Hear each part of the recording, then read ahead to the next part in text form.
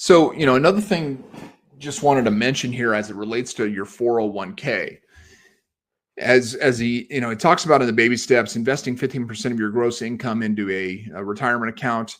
For most of us who are business owners, if you're a practice owner, once you're debt free, except for your mortgage, and you have a fully funded emergency fund of 3 to 6 months of expenses, you want to start investing that 15% of your gross household income into retirement.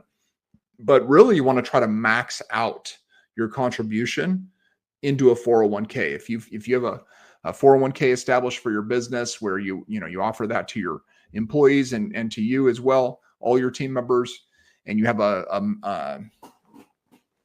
your spouse works within the practice or is an employee of the practice, you want to try to max out your contribution into your 401k and also your spouse's 401k every year. That's the ideal situation, right? So for instance, max contribution for this year is $23,500 each. And so that would be, you want to be putting that into 401k if possible. Every year is maxing out those contributions for both you and your spouse. And I'd also encourage you to offer a 401k match, right? So, whatever that is, 3%, 4%, 5%, whatever it is, where you're matching whatever, any of your team members puts into a 401k, the company matches that. If you have that, that's again, another way you can get even more money into your 401k every year to increase your retirement savings even more. I also recommend that you use a Roth 401k. A Roth 401k instead of a traditional Roth 401k is much more effective when it comes to retirement savings. All contributions are after tax, so withdrawals in retirement are tax-free. So this is, so you pay taxes on this money on the front end, right? But everything that you've put into there, all the increase within the Roth 401k is tax-free. So that's hugely beneficial, right? And just like as a comparison, if you invest $10,000 into a Roth 401k, you pay taxes on that $10,000, right? Whatever that your tax rate is. But then let's say that when you take that out of that 401k, it's grown from $10,000 to $100,000. Well, that $90,000 in increase, when you take that out, you don't pay any taxes on that, right?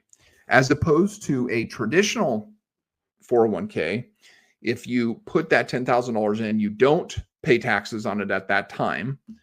But if it grows to $100,000 and you take that $90,000 out, you pay taxes on that full $90,000, right? So it's much more beneficial to do the Roth 401k as you'll get that tax-free growth on your investments. Another thing to be thinking about is like how to actually invest your 401k. Again, this is something that I've learned from the Ramsey organization is to invest in growth stock mutual funds. Ramsey advises allocating your 401ks evenly across 4 types of mutual funds for diversification and long-term growth. 25% into growth and income funds. These are large, stable companies, blue chip stocks, typically called large cap mutual funds. 25% into growth funds. These are medium, large U.S. companies with strong growth potential, medium cap. 25% into aggressive growth. These are small cap funds. And 25% into international funds.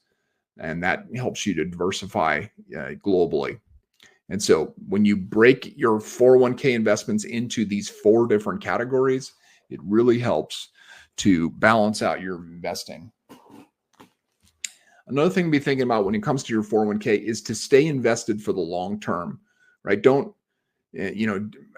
I don't recommend investing in single stocks, bonds, or trying to time the market. Just stick with that mutual fund strategy. Invest consistently, right? If you can invest every month, that's the best, where you can really get that benefit of investing at a lot of different times.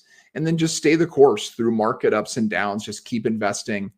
When the market's down, things are on sale. You're buying, you're getting the benefit of that.